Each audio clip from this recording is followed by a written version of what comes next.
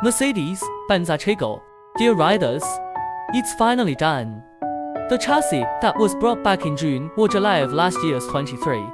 Let me briefly introduce 10-3 to you. What does 10-3 mean?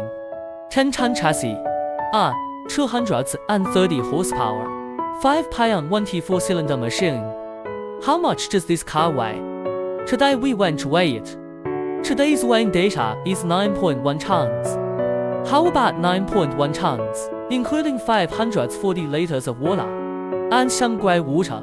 So this car, theoretically speaking, we should be controlling it at 8-pion 5 tons like that. Yeah, what about the chassis? How many tons is the chassis? Let me see, it's 4 tons. 4.8 tons, then this car is about 9 tons after being loaded.